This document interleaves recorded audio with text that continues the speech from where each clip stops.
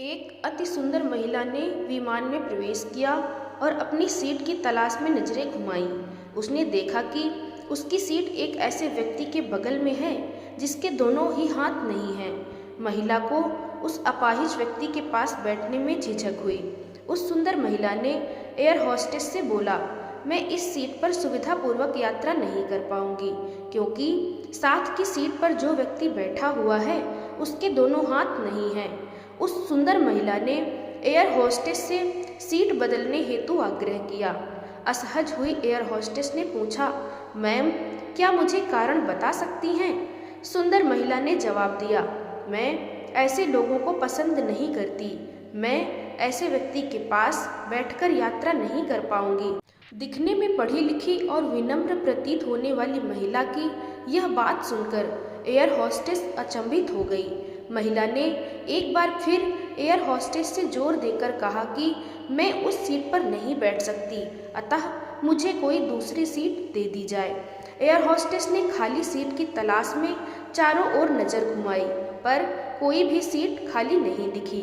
Air hostess ने महिला से कहा कि मैडम, इस इकोनॉमी क्लास में कोई सीट खाली नहीं है, किंतु यात्रियों की सुविधा का ध्यान रखना हमारा दायित्व है, अतः मैं विमान के कप्तान से बात करती हूँ। कृपया तब तक थोड़ा धैर्य रखें। ऐसा कहकर होस्टेस कप्तान से बात करने चली गई। कुछ समय बाद लौटने के बाद उसने महिला को बताया, मैडम, आपको जो असुविधा हुई उसके लिए बहुत खेद है।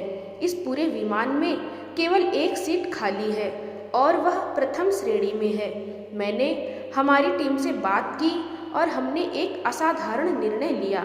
एक यात्री को इकोनॉमी क्लास से प्रथम श्रेणी में भेजने का कार्य हमारी कंपनी के इतिहास में पहली बार हो रहा है। सुंदर महिला अत्यंत प्रसन्न हो गई, किंतु इसके पहले कि वह अपनी प्रतिक्रिया व्यक्त करती और एक शब्द भी बोल पाती, एयर होस्टेस उस अपाहिज और दोनों हाथ विहीन व्यक्ति की ओर बढ़ गई और विनम्रतापूर्वक उनसे पूछा, सर, क्या आप प्रथम श्रेणी में जा सकेंगे? क्योंकि हम नहीं चाहते कि आप एक अशिष्ट यात्री के साथ यात्रा करके परेशान हो। यह बात सुनकर सभी यात्रियों ने ताली बजाकर इस निर्णय का स्वागत किया। वह अति सुंदर दिखने वाली महिला तो अब शर्म से नजरें ही नहीं उठा पा रही थी। तब उस अपाहिज व्यक्ति ने खड़े होकर कहा, मैं एक भूतपूर्व सैनिक हूँ और मैंने एक ऑपरेशन के दौरान कश्मीर सीमा पर हुए बम विस्फोट में अपने दोनों हाथ खोए थे।